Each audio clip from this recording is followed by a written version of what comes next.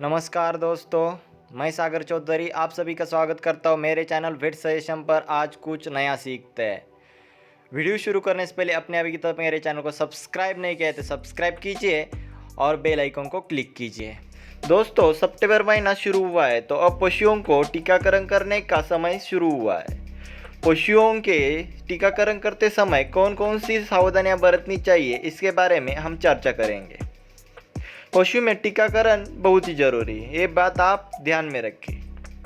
जब हम पशुओं को टीका लगाते हैं फिर भी उस टीके वाली बीमारी पशु को आ जाती है तो इसे वैक्सीन फेल्योर कहते हैं, यानी कि वैक्सीन के बाद भी बीमारी आना।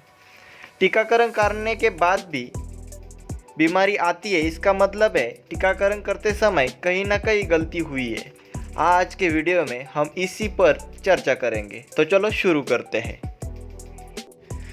दोस्तों, टीकाकरण में सबसे महत्वपूर्ण है वैक्सीन बोतल को सही तापमान में रखना, यानी कि जब ये वैक्सीन किसी कंपनी में बनती है उसके बाद एक सही तापमान पर रखना बहुत ही ज़रूरी है। वैक्सीन जब कंपनी से बाहर आता है तो उसका तापमान क्या रखना है यह लिखा होता है, तो इसी तापमान के दरमियान हमें वैक्सीन को रखना है। पशुओं को टीका देते समय तक ये तापमान मेंटेन रखेंगे तो हमें वैक्सीनेशन फेल्योर का सामना नहीं करना पड़ेगा। टीका लगाने के समय दूसरी सबसे महत्वपूर्ण बात है पशु को टीका लगाते समय सही तरीके से लगाएं, यानी कि जब पशु को टीका लगाते हैं तो वैक्सीन पर जो बताया है वही तरीका अपनाएं। जैसे इंट्रामस्कुलर यानी कि पशु के मांस में देने वाला टीका मांस में ही लगाए, और जब सबकट यानी कि पशु के चमड़ी में देने वाला टीका पशु को चमड़े में ही लगाए। कोई टीका पशु को पिलाना होता है वो सही तरीके से पिलाए, ना कि पशु के आहार में डालकर खिलाए। इसका मतलब है कि जब भी टीकाकरण करते हैं तो जो रूट बताया है वही अपनाएं।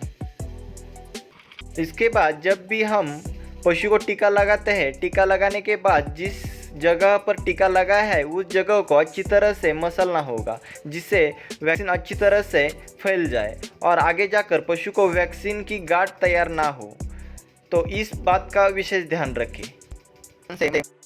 इसके अलावा जब भी टीका लगाना है तो हर बीमारी का टीकाकरण में एक निश्चित आयु होती है।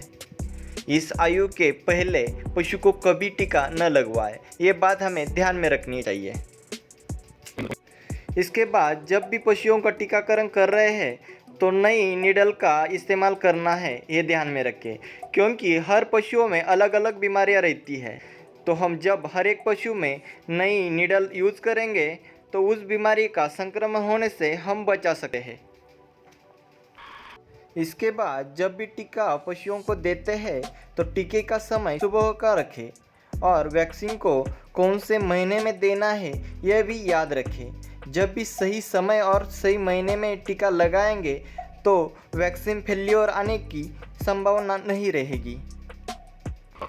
इसके अलावा जब पशु बीमार हो तो इस समय पशु को कभी टीका न लगवाएं, ये बात आप ध्यान में रखें, क्योंकि पशु बीमार हो तो पशु को दूसरी दवाइयाँ शुरू रहती है और इस समय हम जब टीका लगाएंगे तो पशु को दिक्कत हो सकती है और टीके का सही असर नहीं हो सकता।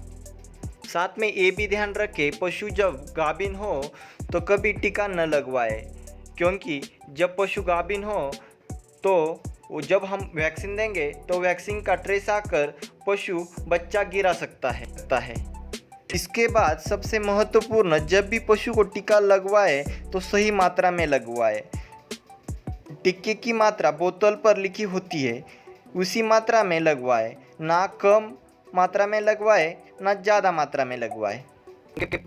दोस्तों, ये सब सावधानियां हम जब बरतेंगे तो पशु में कभी वैक्सीनेशन फेल्योर नहीं होगा। लेकिन जब कोई टीकाकरण के समय गड़बड़ी होती है तो समझ लो टीकाकरण का कोई फ़ायदा नहीं होगा और वैक्सीनेशन फेल्योर दिखाई देगा। दोस्तों, आज के लिए बस इतना ही। आज की वीडियो आपको कैसी लगी हमें कमेंट करके ज़रूर बताएं।